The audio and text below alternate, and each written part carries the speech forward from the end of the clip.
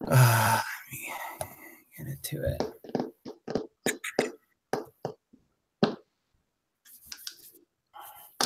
Well, I'm not great at explaining these since I barely understand it, so bear with me.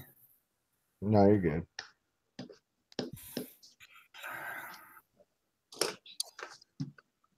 Okay.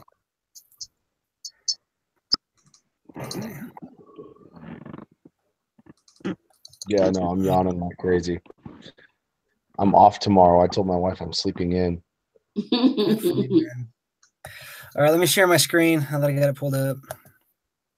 Cool. Last semester, I had a project for my funding new ventures class, and it was like this huge group project we had worked on for like 8 weeks, and like we were supposed to come up with it was like this huge business plan and all this work, and we were supposed to like try to sell it to the teacher. Is that the B211? No, this was B475. Oh, so I took a senior level class early, anyway. And so the guy that was supposed to make the presentation video last minute bailed. I was like, hey, I can't do it.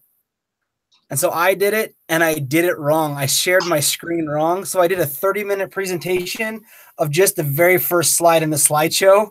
But I didn't have time to redo the 30 minutes. I just submitted the whole thing wrong. It's like, sorry, guys, the best I could do. So no, sharing the screen ever since. All right. Okay. All right. So this is what I turned in. It's not pretty, but here's that third graph. So this graph is based off of the income statement, and it changes depending on the you put on item line in the income, right? So this is sales budget compared to the total percent. I mean, as a percentage of total sales. So what I did is here down to my calculations. This is the graph I used. So I did the same. That's pretty. Yeah. So what I did was Vance, remember how we did this the whole like dashboard? We linked it to that year, the input year. Yeah. Okay. And then you did 2014 or 2015 minus 1, 2014. Yeah, and then all the way. Yeah. So I did that here, and then I linked this box to that input with the item line from the income statement. All right. Yep. Okay. So this changes too. So that equals your dashboard. Yeah.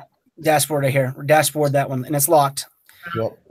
And then what I did here was I did a VLOOKUP instead of an HLOOKUP. So I did a VLOOKUP with this box. So dashboard, again, back to, so it would, this dashboard cell that I can change. And then I came over here to calculations, and I did a VLOOKUP, all of these items, this whole box here. And then I went down. How do I do this?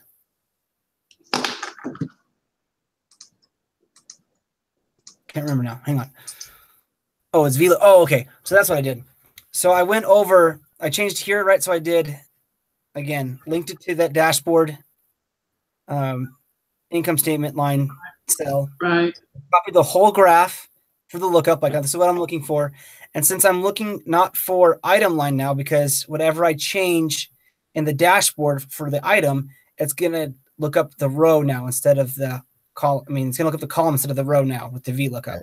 Right. So I went, this one I knew was going to be row 6. If it's 15, it's going to be in this last box. So I put 6, and then, false, obviously, for the VLOOKUP. And then I divide it by the sales, which is this line, which is here. And then I locked that. So that's what I did. And then I went back each row. And so since I'm now on 14, I just changed this number from 6 to 5. And then this is started. Right. And so what I did was I just made this, I copied it across, and then I went through individually and changed each number. Okay. So 4, 3, 2. Does that make sense? Yeah. But what about that top one? You know how on your summary or your dashboard, you put in like percent of total as the percent of total sales, and then you pick whatever sales contribution. Yeah, that one, sales budget. But look at your calculations. You only had the 3 on there: sales, contribution margin, and net profit. How were you able to figure that one? Look, you can. Okay, that was for the second graph. This is for the second graph. Right. That's yeah. For the second graph. Different. This is the second graph. This is that third graph. Right. So I want to show you here. This will change. Since I have that first thing, that first lookup item is linked to this box. As I change this box to say total period cost, it'll change here on the graph. Total period cost, and then now these are the percentages for the total period cost. So that third one was okay. So when he's doing the vertical lookup, you just got to think that vertically left on the left side of the screen, up and down, it's searching for whatever that line item is, whether it be the sales, the direct labor, direct material. Search for that. Once it finds it, it goes over 6 rows, 5 rows, 4 rows, 3 rows, 2 rows. Okay. Yep, exactly. So that's how I did it. And then once I had that number, because it's a percentage of the sales, I just divided it by that sales number. Okay. What I realized though is that might be wrong still. Suck. Because you gotta go based off of net profit, not sales. No, I'm supposed to go by sales. That's what it's asking for. But where I went wrong in here was I locked this sales for this number. So they're all being, the percentage is all off this number. It should have been, this shouldn't be locked here. Oh yeah, right. Right. It should be, this number should be divided by this number. That's what it should be. Oh, suck. I always do that. And then this should be, well, so I got it wrong. I know what I did wrong, but I got it wrong. You still had a graph. At least you had a graph. I don't know. I don't know. Figure it out. I don't know. We'll see how I count. We'll see what he counts it as. So anyway, that's what it should have been. Does that make sense? So? Yeah. Yeah, that makes sense. Okay. Okay, so we'll close that one out. So this is what I got for tonight. Oh, you're already done. Yeah, I finished tonight. Tonight was actually really, I thought this one was the easiest one so far, personally. Really? Oh, this one was super easy. The only thing I haven't done so far, Liz, is days saved working, Saturdays and holidays. Okay, the last 2 columns. Yeah. Okay. So I can show you how I did. Hopefully I did it right. So.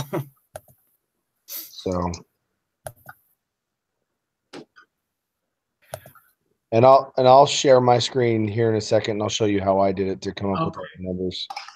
I don't know about you, Zach, but did you, when you first did your calculations, did you put a filter on for your house plans and just do it house by house plan and then put it back according to the dates?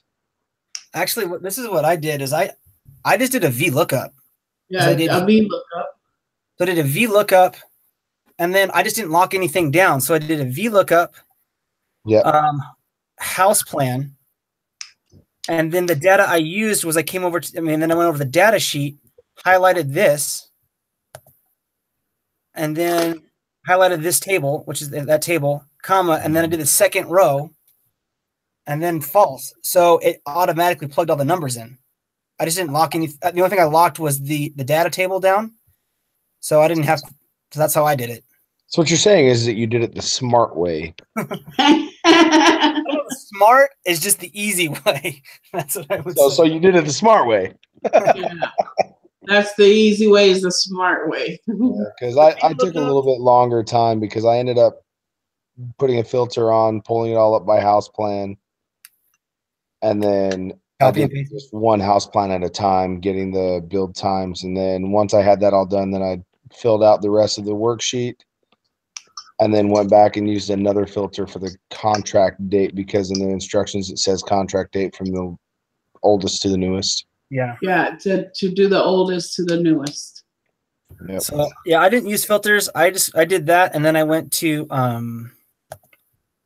the sort and custom, and then I just clicked on C. I highlighted, but what I did is I highlighted from row 4 down, Right. so I wouldn't get this top, and then I did sell values oldest to newest. So that's how I did that. Gotcha. And then this stuff was all really simple, work days. Oh, and then you got the note to did you label this too? Yeah. Okay, that made it really easy. The holidays. Now, how did you get, how are you getting the completion date, working Saturdays and holidays? What was your formula on that one? That's where I'm at right now, and I just haven't. Okay, so what I did, completion date working. Okay, so I just did the working days, just like the normal working day function. So which was the contract date was the start date. This is the bill time, and then I added in the holidays. So. Okay, so you didn't do Workday International. And then once I did completion days working Saturdays, that's when I did Workdays International. Yeah, international. Same thing, C4, C2, and then 11, which was Sunday only weekends. But I'm talking about column G. How did you do column G? That's when we did Workday. It's the same thing as this, you just don't put holidays in it. So here, you did, you do Workday, International, you start date, your build time, the Sunday only weekend, and then you just don't put holidays in there because you have the option. Like if I click here, like put comma, I can put what holiday I want, but I don't want a holiday, so just don't. Okay, so completion date working Saturdays. That's where you put the holidays. So click on that first cell in completion date working Saturdays. You actually put the holidays. Yeah, that's what I did. Yeah, I did it backwards. Okay, that makes sense. I did it backwards. Yeah, so I did that there. Okay. So I did it here. And then for days saved working Saturdays, I just copied, I just clicked on this one, E4 minus F4. And then and then I did that, and then I just copied it all the way down. Because none of this is really locked down. So as soon as you get that first one, you just copy it all the way down. So I just did the first one, copied it all the way down. First one, copied it all the way down. Okay. It went super quick. And then this one, again, I just, see E4 and then E4 minus G4. And I wasn't sure this would work, but it totally did. So that worked out. So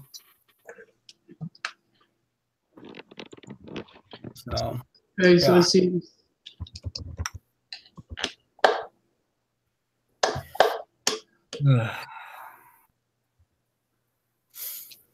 But I think I did this right.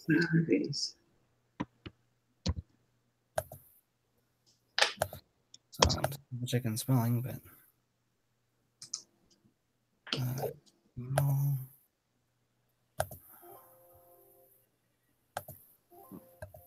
So yeah. All right.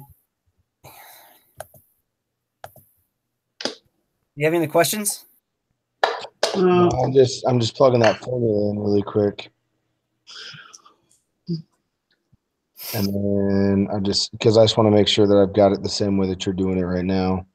So the completion date, so I can see your screen, the completion date for working Saturdays and holidays for Cheyenne Mountain. Yeah. Anyway, okay. Yeah. Now I just got to do the last two, the days of working. Yep. I got it right. Cool. Sweet. Yeah. So Liz, that's what I like. The thing that was like look up and everything else is really simple. I mean, all right. Yeah. Yeah, it is. It's really simple. Whether or not you do it the easy way like you did, or whether or not you do it the really extra long around the trackway that I did. Yeah. So Good. yeah, the VLOOKUP and then like naming this date individually, it saves you a ton of time. So like, you know, remember how to name lists, right, Liz? Right. Okay, cool. Sweet. Well, cool beans. Thank you. Okay. Thank you. You guys watching the Olympics? Not yet. That's Is it opening ceremonies tonight, right? Or are they competing? They started competing. They started doing figure skating and downhill mogul and whatever the heck. I don't have like, I know I just do kind of like Netflix and Hulu and all that, so I haven't looked to see. I know I can stream it on like in NBC, whoever's carrying it live, but I don't know. Yeah. The last Winter Olympics, I got super into curling. Weirdly enough, like I watched a lot of curling. I don't know why I found it so fascinating, but I did. Like I had it on as I was like cleaning the house or something. Like I got really into it. So that's great, man. Oh well. Thank goodness this is an easy one, so we can make it a Yeah. short night. short night. Okay, so I'm gonna stop broadcasting.